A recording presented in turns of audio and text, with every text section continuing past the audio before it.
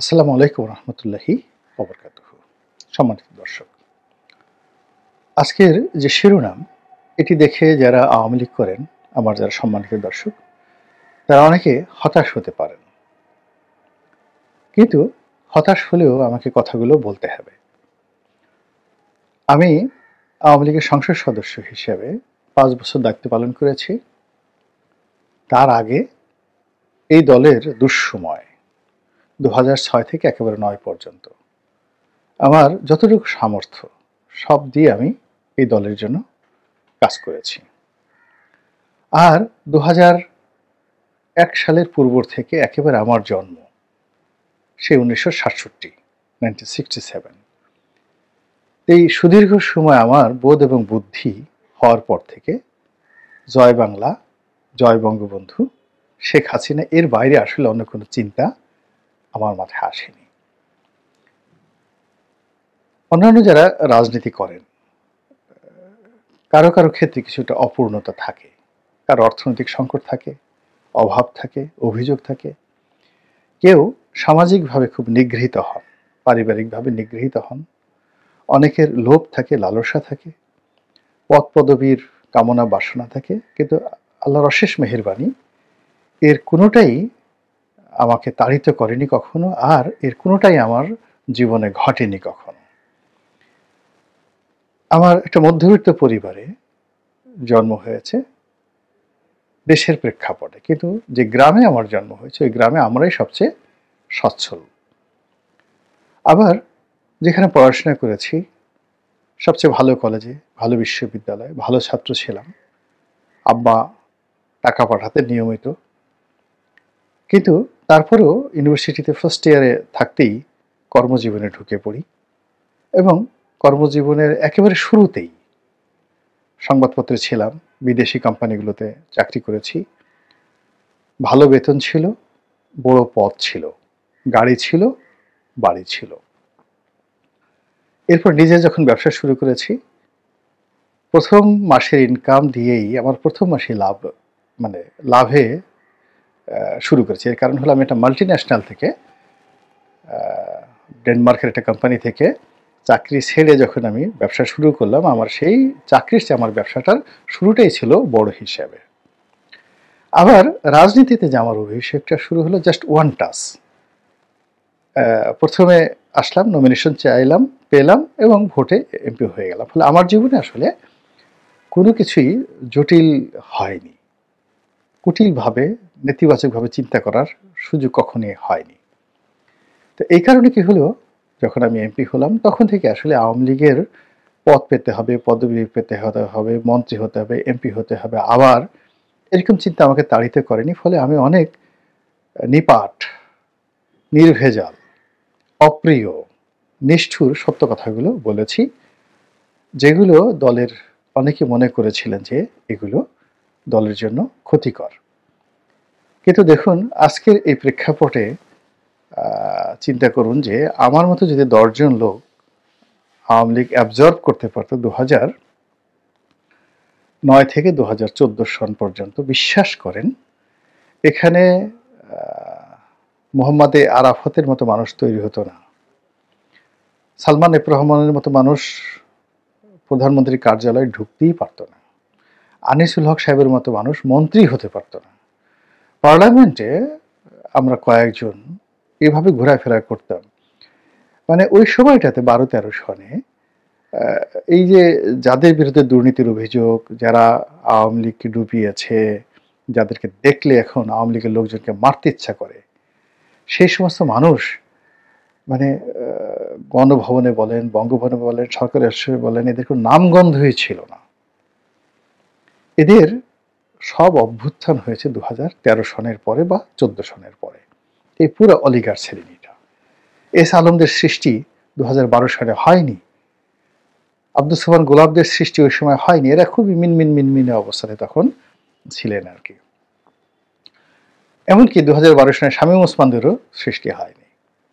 তো এরকম তারুণ্য এমন একটা জিনিস, তারুণ্যকে সবাই ভয় পায়। এই যে এখন যখন তরুণদেরকে আমরা ভয় পাচ্ছি, তদ্রূপ ২০০৯ সনের যে নির্বাচন হলো বা ২০০৮ সনের 9th পার্লামেন্টে, সেখানে তারুণের একটা জয় জয়কার ছিল।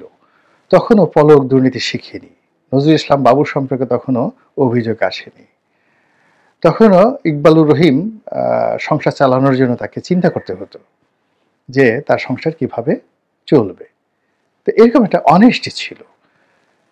তো ওই জায়গাতে অ্যাবজর্ব করতে না পারার কারণে কি হলো, আপনার আওয়ামী লীগের মধ্যে ঘুণ ধরে গেল। আবার একই ভাবে আমি 2018 থেকে বিএনপিতে আছি। আমি বিএনপির যেহেতু একটা ব্যাক ফুটেজ ছিল, পজিটিভ দিকগুলো বলেছি সবসময়, এবং এখনও যেহেতু বিএনপি আমি ছেড়ে যাইনি, তো কাজে বিএনপি দলটি ভালো করুক এজন্য একেবারে সেই গত 4 মাস ধরে ঠিক সেইভাবে কথা বলছি, যেভাবে আমি আওয়ামী লীগে যখন ছিলাম এমপি তখন যেভাবে কথা বলতাম এখন ঠিক সেভাবে কথা বলছি। বিএনপি এটা কিভাবে গ্রহণ করলো, করলো না, কি মনে করলো বা না করলো, এটা নিয়ে আমার কোনো মাথা ব্যথা নেই। এর কারণ হলো আমি আওয়ামী লীগ থেকে কিছু আশা করিনি। যে দলের সঙ্গে আমার আত্মিকতা রয়েছে, যে দল আমাকে এমপি বানিয়েছে, তাদের কাছেই আমি আর কোনো চাওয়া পাওয়া ছিল না। তো বিএনপির কাছে আমি কি চাইব? তো যার জন্য আমি আমার মতো করে বলে যাচ্ছি। আবার একইভাবে এই সময়টিতে এখন আওয়ামী লীগকে যদি আমি তেল মারি বা অন্য সবার মতো যদি একটা কল্পনাপ্রসূত জিনিস তৈরি করি, শুনতে আপনাদের খুব ভালো লাগবে।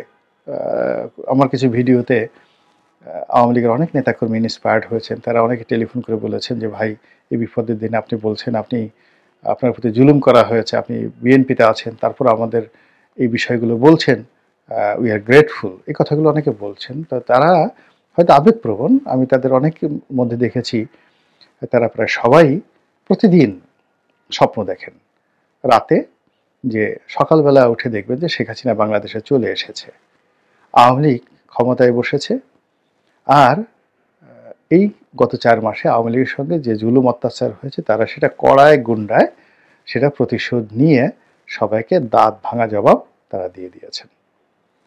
তো এরকম যে স্বপ্ন বা কল্পনা, ইলিউশন, এটার মধ্যে আওয়ামী লীগের প্রায় সব মানুষ, হাতে গোনা কিছু মানুষ আছেন যারা আওয়ামী লীগ জমানাতে ক্ষতিগ্রস্ত হয়েছেন শেখ হাসিনার দ্বারা, দলের অভ্যন্তরীণ দ্বন্দ্ব এবং সংঘাত দ্বারা ক্ষতিগ্রস্ত হয়েছেন।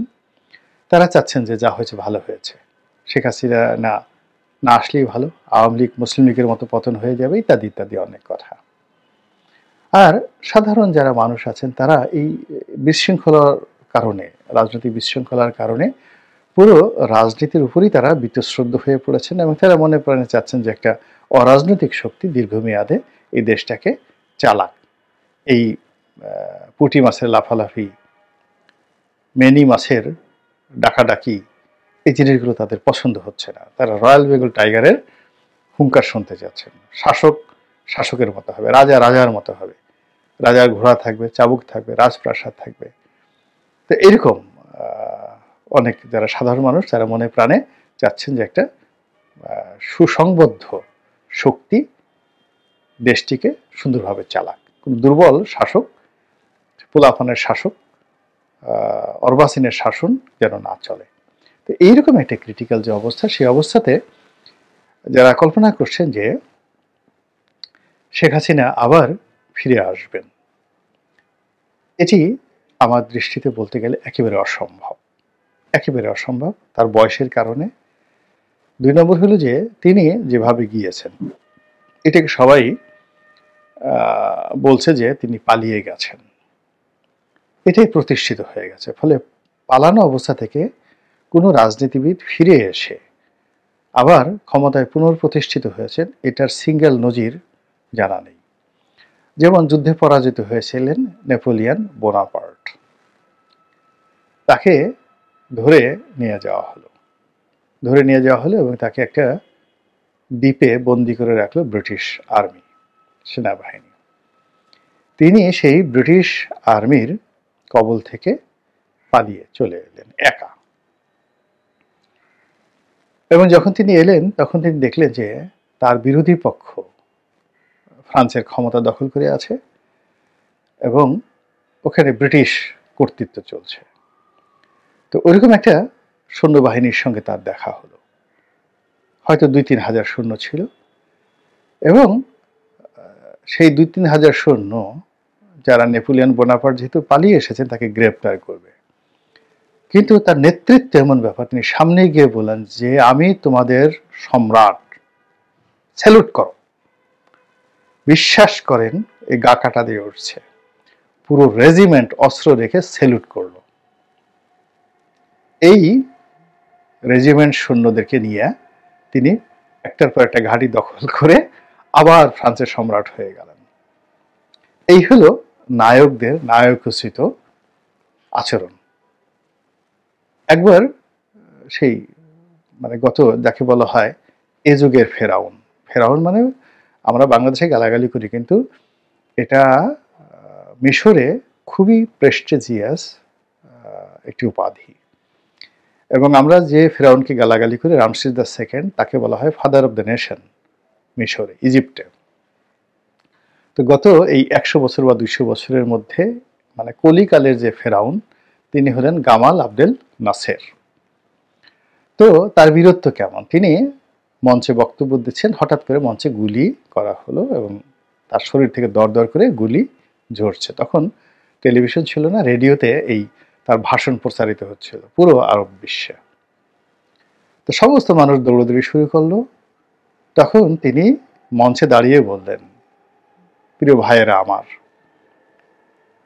আপনাদের কাউকে গুলি করেনি, আপনারা তাকিয়ে দেখুন, ফিরে তাকিয়ে দেখুন, আমাকে গুলি করছে, আমার শরীর থেকে রক্ত ঝরছে, আমি আপনাদেরকে ছেড়ে যাচ্ছি না, I am not leaving you, আপনারা কেন আমাকে ছেড়ে যাচ্ছেন? এই জনগণ ঘুরে দাঁড়ালো, পুরো যে অভ্যুত্থান তার পক্ষে চলে এলো। This is the politics. কাজেই সাবেক প্রধানমন্ত্রী শেখ হাসিনা তিনি গেছেন, যদি ভারতে না গিয়ে ভুটানে যেতেন। ভারত বাংলাদেশের লোকের কাছে খুবই ঘৃণিত, নিন্দিত, শত্রু রাষ্ট্র হিসেবে বিবেচিত, তিনি সেখানে গিয়েছেন। তো প্রথমত তিনি পালিয়েছেন বা পালানোর বদনামের ভাগিদার হয়েছেন, দ্বিতীয়ত তিনি এমন একটি দেশে গেছেন যে দেশের কথা শুনলে বাংলাদেশের সব মানুষ দরকার হলে কবর থেকে বের হয়ে এসে অস্ত্র হাতে নেবে। ফলে শেখ হাসিনা, নরেন্দ্র মোদী এসে বাংলাদেশে যদি প্রতিষ্ঠা করার চেষ্টা করা হয়, এই দেশের 18 কোটি মানুষের প্রায় সবাই, এমনকি আওয়ামী লীগের লোকও অস্ত্র, ভারতের বিরুদ্ধে অস্ত্র তুলে নিতে বাধ্য হবে। তো কাজেই ভারতের সহযোগিতা নিয়ে সরাসরি শেখ হাসিনার ফিরে আসাটা অসম্ভব। এই গেল একটা। সেকেন্ড থিং হলো, তিনি ভারত যদি তাকে প্রত্যার্পণ করেন, বিচারের মুখোমুখি হন, 2 বছর 3 বছর এইভাবে চলে, তার যে বয়স এখন প্রায় 80 বছর, তার ওই হাত পা বাঁকা হয়ে যাবে। বেগম খালেদা জি এখন যেভাবে অসুস্থ, তার চেয়ে তার অবস্থা আরও খারাপ হয়ে যাবে। তো বুঝতে পারছেন ব্যাপার। শেখ হাসিনাকে নিয়ে আপনারা যারা চিন্তা ভাবনা করছেন, এখানে তার প্রতি শ্রদ্ধা রাখুন, ভালোবাসা রাখুন, সঙ্গে সঙ্গে আপনারা বিকল্প চিন্তা করুন, জয়কে নিয়ে চিন্তা করুন। শেখ পরিবারের বাইরে যদি কাউকে নিয়ে চিন্তা করেন বা পরিবারের মধ্যে অন্য কাউকে নিয়ে চিন্তা করুন, কিন্তু এই চিন্তাটা কনক্রিট যদি রাখেন, বিএনপি বহু বছর শুধু বেগম খালেদা জিয়াকে নিয়ে চিন্তা করেছে, এমনকি 2018 সন পর্যন্ত খালেদা জিয়াকে নিয়ে চিন্তা করেছে, তারা তারেক রহমানকে চিন্তাই করেনি, এবং that was A greatest mistake. ফলে তারেক রহমানের নেতৃত্ব গড়ে ওঠেনি। তারেক রহমানকে যদি 2014 সন থেকে প্রমোট করা হতো, তাহলে তিনি আজকের বিষয়ে আরো বেশি সিদ্ধান্ত নিতে পারতেন। তো যেহেতু আওয়ামী লীগ এখন একটা বিএনপির মতো অবস্থায় পড়েছে, তাকে সিদ্ধান্ত নিতে হবে হু ইজ লিডার, তার নেতাকে, জাহাঙ্গীর কবির নানক, বাহাউদ্দিন নাছিম, শেখ হাসিনা, সজীব ওয়াজেদ জয়, মোহাম্মদ আরাফাত, নাকি খালেদ মাহমুদ চৌধুরী, নাকি অন্য কেউ? আগে তো নেতা ঠিক করতে হবে। এবং এটা তো আওয়ামী লীগের শেখানোর কথা। বিএনপিকে তারা বারবার প্রশ্ন করতে, আচ্ছা ঠিক আছে বিএনপি ক্ষমতা আসবে, প্রধানমন্ত্রী কি হবে, এই কথাটা একটু বলেন তো। বিএনপি বলতে পারেনি, কেউ বলতে পারেনি খালেদা জিয়া প্রধানমন্ত্রী হবে, কেউ বলতে পারেনি তারেক জিয়া প্রধানমন্ত্রী হবে। একমাত্র আমি বান্দা, আমি বলেছি